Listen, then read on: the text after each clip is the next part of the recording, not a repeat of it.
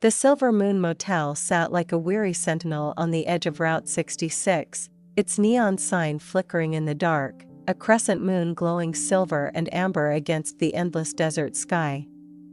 The air was heavy with the scent of sage and distant rain, stirred by a wind that carried whispers of stories left untold. I stood in the doorway of room 4, my cigarette glowing faintly, its ember a tiny pulse against the vast, starry night. A truck roared past on the highway, its headlights carving a fleeting path through the darkness before fading into silence, leaving behind a low hum that settled into my bones. I exhaled, watching the smoke twist upward, blending with the constellations I'd never cared to name. My name's Nora. I'm telling you this because some nights are like mirrors, they show you who you are, who you've been, and who you might still become. That night was one of those. It was mid-July, the kind of heat that presses against your skin like a confession, making your thoughts slow and your heart restless. I'd been working this road for 6 years, from Oklahoma to New Mexico, each motel a temporary refuge, each room a canvas for someone else's fleeting needs. I was good at it, good at being what they wanted, good at keeping my heart locked away where no one could touch it. But that night wasn't about what I was good at.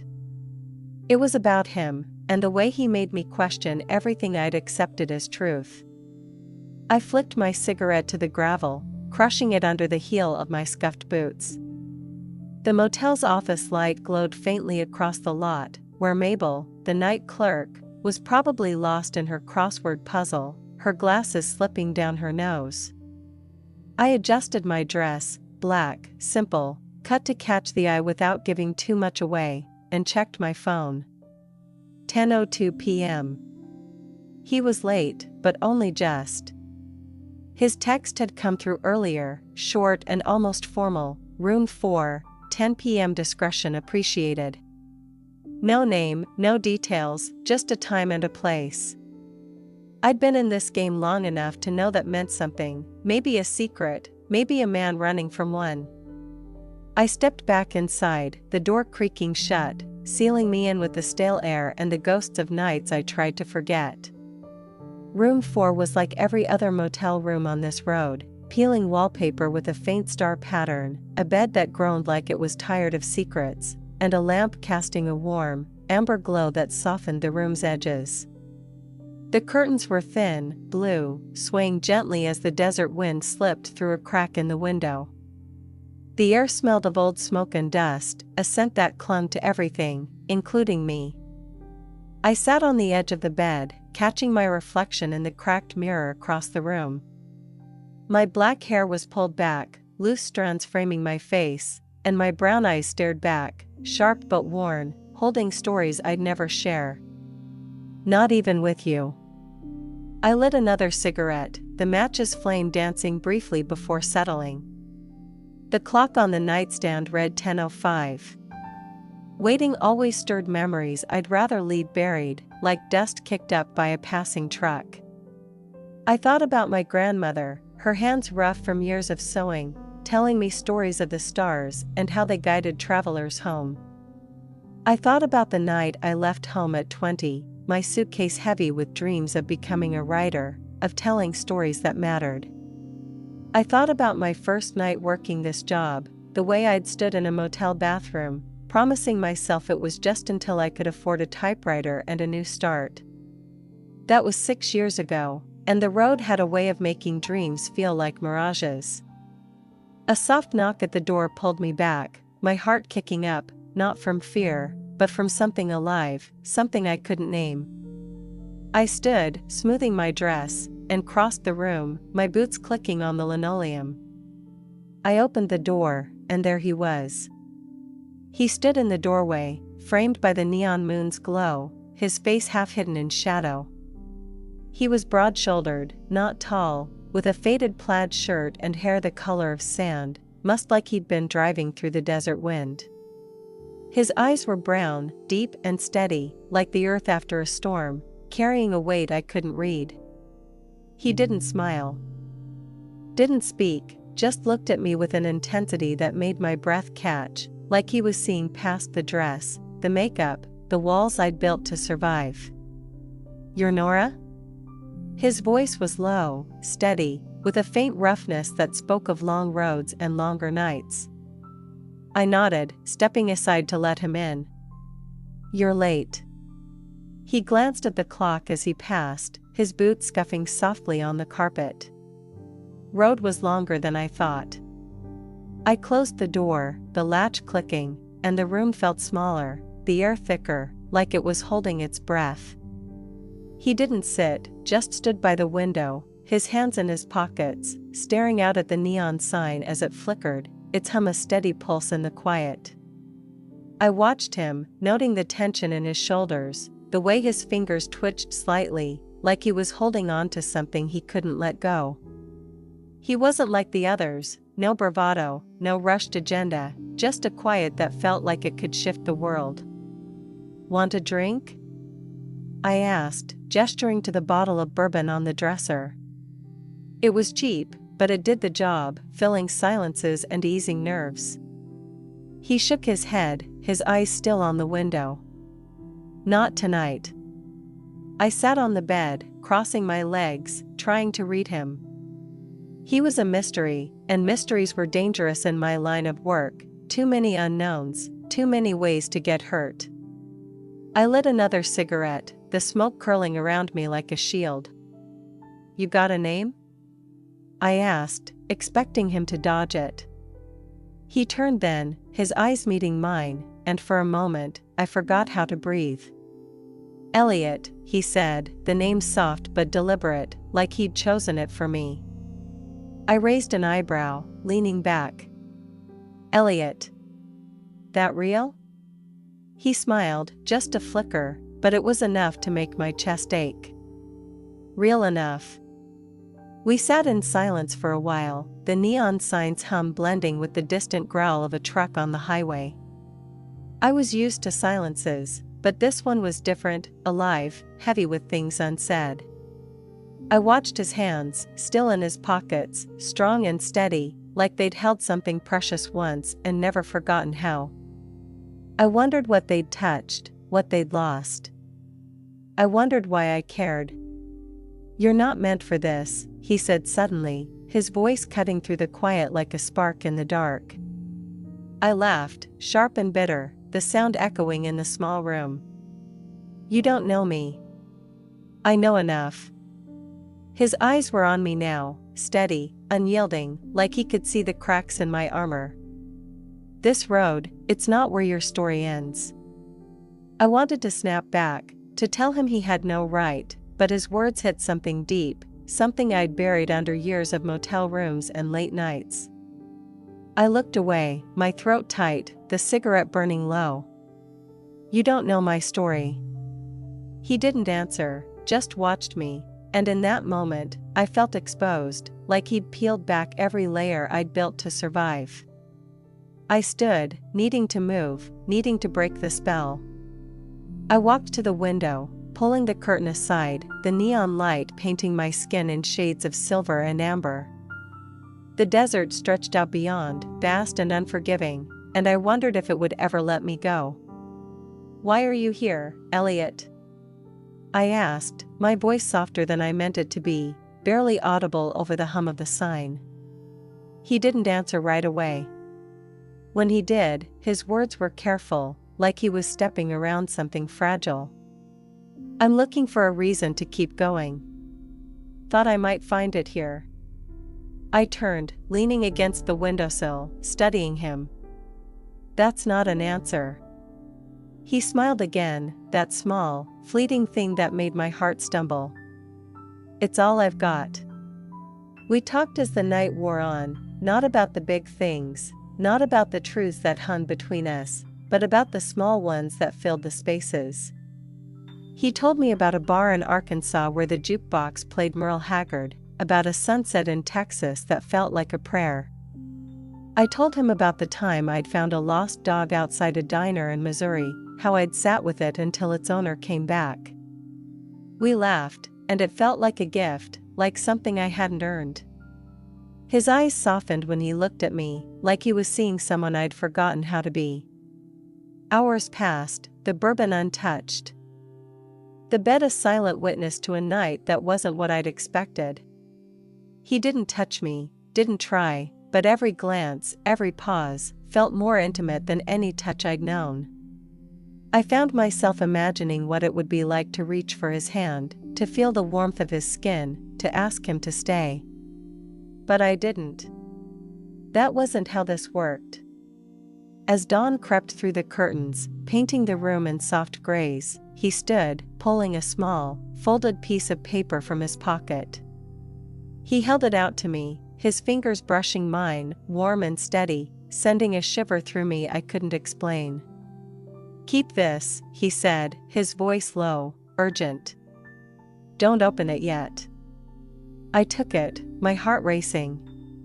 "What's in it?" He didn't answer, just looked at me, his eyes tracing my face like he was memorizing every line.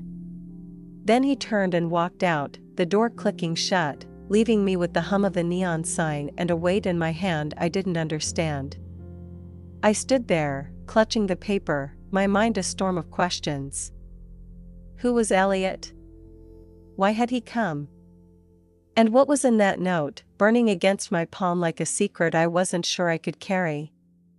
The Silver Moon Motel faded into the haze of my memory, but that night clung to me like the scent of dust after a storm. I carried the note in my purse, its edges softening with every day I didn't open it. I told myself I'd forget him, that he was just another shadow passing through, but every time I closed my eyes, I saw his, brown, steady, haunted. I saw the way his hands stayed still, like they were afraid to reach for something they'd lost. I saw the way he looked at me, like I was more than the girl in room 4, more than the life I'd built to survive. Weeks passed, and I kept moving, motel to motel, town to town, the endless stretch of Route 66 a map of my survival. I worked, I smiled, I played the part, but it felt different now, like I was acting in someone else's life.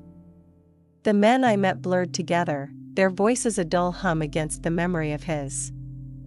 I started to wonder if I'd imagined him, if he was just a flicker of neon light, a mirage born from the desert and my own longing. It was early September when I saw him again, at a motel called the Starlit Haven, just outside Albuquerque. The air was cooler now, sharp with the promise of fall, and the neon sign above the motel flickered in a slow, mournful rhythm, casting a soft violet glow over the parking lot. I was outside, sitting on the hood of my old Pontiac, the metal cold against my thighs, smoking and watching the stars. The night was quiet, the kind of quiet that makes you feel like you're holding your breath. I heard his footsteps before I saw him, the crunch of gravel like a heartbeat in the dark. He stepped into the light, same plaid shirt, same sandy hair falling over his eyes. He didn't look surprised to see me, like he'd known I'd be here, like the road had pulled us back together. "Nora," he said, my name soft and heavy, like it carried a weight I couldn't see. I slid off the hood, tossing my cigarette to the ground. "Elliot." He smiled, that small, fleeting thing that made my chest ache. "You remembered. You're hard to forget." The words slipped out, raw and honest, and I looked away, embarrassed, the neon light painting my cheeks in shades of violet. He stepped closer, stopping just out of reach, his hands in his pockets. The light caught the lines on his face, deeper now, like the road had carved them there. "I didn't mean to find you again," he said, his voice low, almost lost in the wind. "But I'm glad I did." I laughed, unsteady and sharp. "You don't just find someone on this road. You were looking. Maybe." His eyes met mine, and I felt that same pull, that same sense of being seen, like he could see the girl I'd been before the motels, before the nights that wore me down. Maybe I was. I wanted to ask him why, to demand answers, but the words caught in my throat. Instead, I asked, "What do you want, Elliot?" He didn't answer right away, just looked at me, his eyes searching, like he was looking for something I didn't know I had.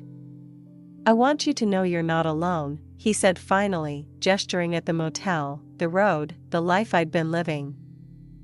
I want you to believe you can still make a difference. I turned away, staring at the highway, the lights of a passing truck blurring into streaks. You don't get to decide what I can do. I'm not deciding.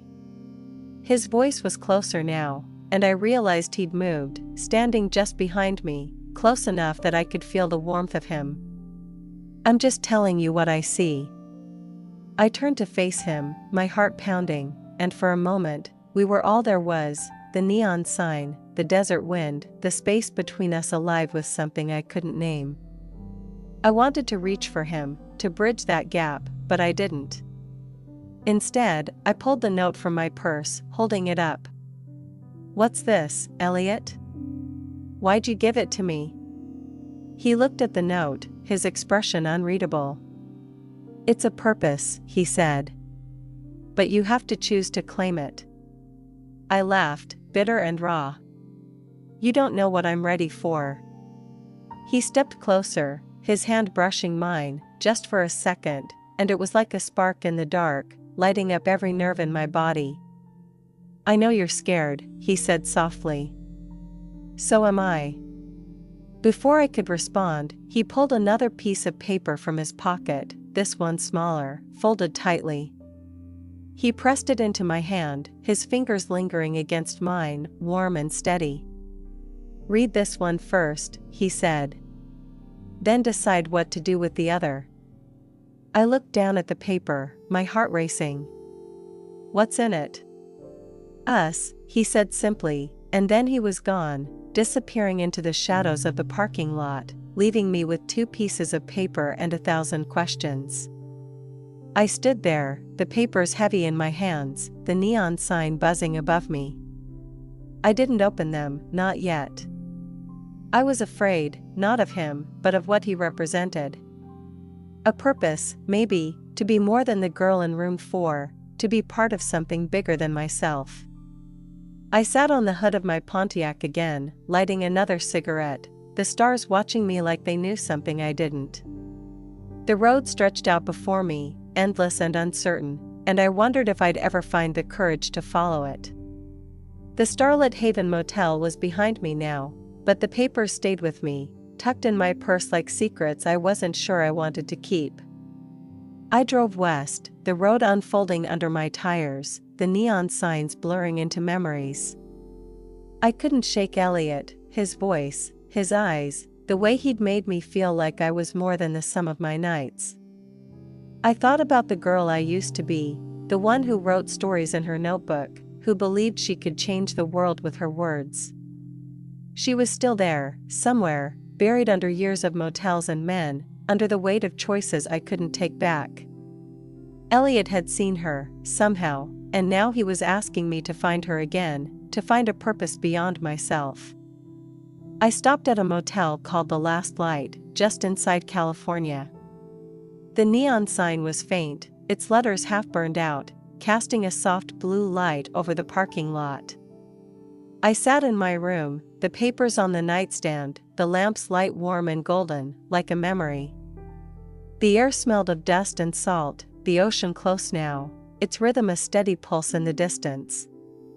I lit a cigarette, the smoke curling toward the ceiling, and stared at the papers, my heart pounding. I picked up the second paper, the one he'd given me at the starlit Haven. It was small, folded tightly, the edges worn from being carried too long. I unfolded it, my hands shaking, and found a short note, the handwriting steady but hurried, like he'd written it in a moment of desperation.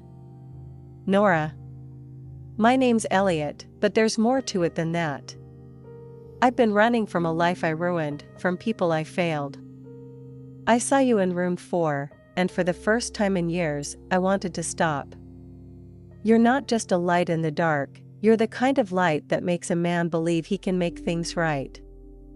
I don't know if I can, but I need you to know you made me want to try. The other note is the rest of it. It's not just my story, it's a chance for us to do something that matters. But it's up to you. Elliot. I read it again, my eyes burning, my chest tight. Elliot. He'd seen me, really seen me, in a way no one else ever had. I set the note down and reached for the first one. The one from that night at the Silver Moon. It felt heavier now, like it carried the weight of both our lives. I opened it, my breath catching, and found a single sentence inside. Find me at the edge of the world, Nora. I'll be waiting where the road meets the stars. Below it was an address, a coastal town called Horizon's Reach, just a few hours away, and a cryptic line, bring your stories. We'll need them. I stared at it, my mind spinning. He was asking me to follow him, to leave this life behind, to join him in something bigger, a purpose, a chance to make a difference. I thought about the road, the motels, the nights that had shaped me. I thought about my grandmother, how she'd told me the stars were stories waiting to be told. And I thought about Elliot, his quiet strength, the way he'd made me believe I could be part of something greater. I packed my bag that night, the notes tucked safely in my purse. The Pontiac's engine roared to life, and I drove west, the desert giving way to the ocean's salt and spray. The road felt different now, like it was leading me somewhere instead of just away. I thought about Elliot every mile, his face sharper in my mind than the neon signs fading behind me. I thought about the life I was leaving, the weight of it falling away with every mile. Horizon's Reach was a small town, the kind of place where the ocean and the sky seemed to merge. The address led me to a small community center, its windows glowing faintly against the dusk, the sound of the waves crashing nearby. I parked the Pontiac and walked inside, my heart pounding, expecting to see him. But he wasn't there. Instead, I found a group of people, men and women, young and old, gathered around tables, writing, talking, sharing stories. A woman with kind eyes approached me, holding a notebook. "You must be Nora," she said. "Elliot said you'd come." I froze, my hand tightening around the notes in my purse. "Where is he?" She hesitated, her smile soft but sad. "He was here, but he had to keep moving. He left something for you." She handed me a letter, sealed, with my name written in his handwriting. I stepped outside, the ocean air cool against my skin, and opened it, my hands trembling. "Nora. I'm sorry I'm not there. I wanted to be, but some roads don't let you stop. You gave me a reason to keep going, to believe I could make things right." The people at the center, they're telling stories, helping others heal through words, just like you always wanted to. Your stories belong here, Nora. They can change lives. I hope you'll stay, not for me, but for them. For you. Elliot. I stood there, the letter in my hands, the waves crashing below. He wasn't coming, and maybe he never was. But he'd led me here, to a place where my stories could matter, where I could be more than the girl in room 4. I thought about the road, the motels, the nights that had shaped me. I thought about my grandmother, how she'd said the stars were stories waiting to be told. And I thought about Elliot, how he'd seen me, and how he'd given me a purpose I didn't know I could have. I didn't let the first note go this time. I kept it, along with the second, tucking them into my purse as I walked back into the community center. I stayed, not for him, but for the stories, for the chance to make a difference. The road had brought me to him, and he had brought me to a purpose bigger than myself. And maybe that was enough,